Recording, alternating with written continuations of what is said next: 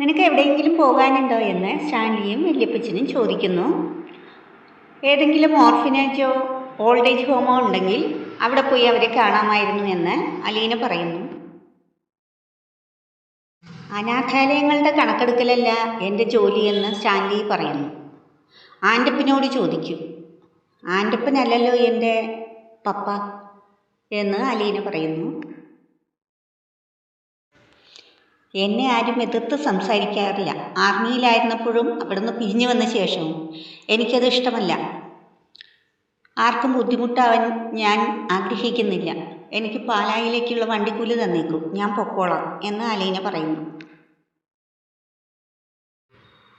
അലീന, നിന്നോട് ഇവിടുന്ന് പോകാൻ ഞാൻ പറഞ്ഞു. എന്നെ കാണുന്നത് ഇഷ്ടമല്ലെന്ന് എനിക്ക് മനസ്സിലായി. നിന്നെ ഇഷ്ടമില്ലാതെയാണോ ഞാൻ ഇവിടെ കൊണ്ടുവന്നതും എൻ്റെ മകളായി അംഗീകരിച്ചതും? ഞാൻ അവിടുന്ന് വന്നവളാ. അവർക്കെന്തെങ്കിലും സഹായം ചെയ്യണമെന്നല്ലേ ഞാൻ പറഞ്ഞുള്ളൂ. നീ നിർത്ത്. എനിക്ക് അനാഥാലയം എന്നുള്ള പേര് കേൾക്കുമ്പോഴേ ഇറിറ്റേഷനാണ്. എങ്കിൽ എന്നെ അവിടെ കൊണ്ടുവന്ന് വിട്ടേക്കൂ. അനാഥാലയം എന്ന് കേൾക്കുമ്പോൾ ബുദ്ധിമുട്ടുള്ള ഒരാൾക്ക് എന്നെ കാണുന്നതും കൂടെ താമസിപ്പിക്കുന്നതും വിഷമമാകും. ഞാൻ 23 വർഷം താമസിച്ചതും ഒരു അനാഥാലയത്തിലാണ്. അവിടെയുള്ള കുഞ്ഞുങ്ങൾക്കൊന്നും അച്ഛനും അമ്മയും ഇല്ലാതെയല്ല. അവർക്കും ഒരു സ്റ്റാൻലി പപ്പിയും വൈജയന്തി അമ്മയും ഉണ്ട്. പക്ഷെ ആരും പരസ്പരം അറിയുന്നില്ല എന്ന് മാത്രം. ഇതെല്ലാം കണ്ട് വല്യപ്പച്ചൻ പറയുന്നു, ഇതാണോ എൻ്റെ ചിന്നമ്മ? വാ, നമ്മൾ ക്ഷീണിച്ചു വന്നതല്ലേ, നീ ഒരു ഉഗ്രൻ ചായ ഇട്ടുതാ എന്ന് പറഞ്ഞ് ആശ്വസിപ്പിച്ച് വിളിച്ചു കൊണ്ടുപോകും. അപ്പച്ചൻ ലാലിച്ചനെ അനുനയിപ്പിക്കാൻ വരുന്നു. അപ്പച്ച, എനിക്ക് ആരും എതിർത്ത് സംസാരിക്കുന്നത് ഇഷ്ടമല്ല. അവൾ എന്നോട് എന്തിനാണ് യുദ്ധത്തിന് വരുന്നത്? അപ്പച്ചൻ പറയുന്നു, അതിൻ്റെ ഒരു കുറവ് നിനക്കുണ്ട്. ഷാലി ചോദിക്കുന്നു, അവൾ പറഞ്ഞ കാര്യങ്ങൾ ഞാൻ ആൻ്റപ്പനെ കൊണ്ട് ചെയ്തു കൊടുക്കാമെന്ന് പറഞ്ഞല്ലോ. അവൾ പിന്നെയും എന്തിനാണ് ഈ ഓർഫനേജ് എന്നുള്ള വാക്ക് കുത്തി കുത്തി പറയുന്നത്? എനിക്കിത് കേൾക്കുന്നത് ഇറിറ്റേഷനും ഫ്രസ്ട്രേഷനുമാണ്. അപ്പച്ചൻ പറയുന്നു, എനിക്കും അങ്ങനെ ബുദ്ധിമുട്ടുകൾ തോന്നാറുണ്ട്.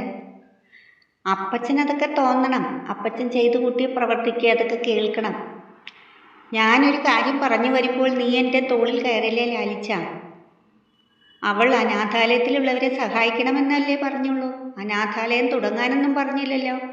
അപ്പോൾ സ്റ്റാൻലി പറയുന്നു, ഇങ്ങനെ പോവുകയാണെങ്കിൽ അത് എപ്പോഴാ പറയുന്നതെന്ന് മാത്രം നോക്കിയാൽ മതി. അങ്ങനെ പറയുകയാണെങ്കിൽ ഞാൻ അതിന് കൂട്ടുനിൽക്കും എന്ന് അപ്പച്ചൻ പറയുന്നു. അപ്പോൾ സ്റ്റാൻലി ചോദിക്കുന്നു, ഈ അപ്പച്ചൻ തന്നെയല്ലേ കുറച്ചു നാൾ മുമ്പ് അവളെ ഇവിടുന്ന് ഓടിക്കാൻ വേണ്ടി ചാടിപ്പുറപ്പെട്ടു വന്നത്? അപ്പൻ്റെ ചിന്നമ്മയുടെ മുഖം മാടിയതുകൊണ്ടല്ലേ അപ്പച്ചനിപ്പോൾ ഈ സന്ധി സംഭാഷണത്തിന് വന്നത്, അല്ലാതെ എൻ്റെ വിഷമം കണ്ടിട്ടല്ലല്ലോ. അതെന്നാ വർത്താനമാ ലാലിച്ച പറയുന്നേ? അവൾക്ക് ചിന്നമ്മയുടെ മുഖമാണെങ്കിലും നിന്നേക്കാൾ വലുതല്ല എനിക്കവൾ. ഇപ്രാവശ്യം അവളുടെ പേർക്കാണ് ന്യായവും നീതി. അതുകൊണ്ടാണ് ഞാൻ അവളുടെ പക്ഷം ചേർന്ന് സംസാരിക്കുന്നത്. ന്യായവും നീതിയും ആര് പറയുന്നോ നമ്മൾ അവരുടെ ഭാഗത്ത് നിന്നേക്കണം.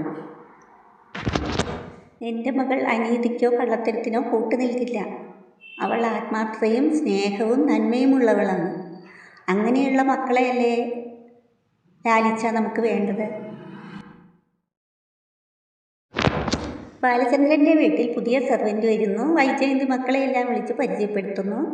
അപ്പോൾ കൃഷ്ണൻ ചോദിക്കുന്നു, ചേച്ചിയുടെ കയ്യിൽ മലപ്പുറം കത്തിയും മെഷീൻ ഗണ്ണും മുലക്കട മൂടുമൊക്കെയുണ്ടോ? ഇവിടെ പിടിച്ചു നിൽക്കാൻ അതൊക്കെ വേണം. ബാലചന്ദ്രൻ വരുന്നു. ഇതാരാണെന്ന് ചോദിക്കുമ്പോൾ ബബിത പറയുന്നു, അമ്മ വിളിച്ചു വരുത്തിയ പുതിയ സെർവൻ്റാണ്. ശമ്പളം ആര് കൊടുക്കും? അത് ഞാൻ കൊടുത്തോളാം എന്ന് വൈജി പറയുന്നു. ഭക്ഷണ സമയത്ത് സെർവൻറ്റിനോട് ഞങ്ങളുടെ കൂടെ ഇരുന്നോളൂ, വായി നോക്കി നിൽക്കണ്ട എന്ന് വൈജി പറയുമ്പോൾ ബാലചന്ദ്രന് അത് ഇഷ്ടമാകുന്നില്ല. ബാക്കി ഭാഗങ്ങൾ നാളെ കാണാം. ലൈക്ക്, സബ്സ്ക്രൈബ് ചെയ്യാൻ മറക്കല്ലേ.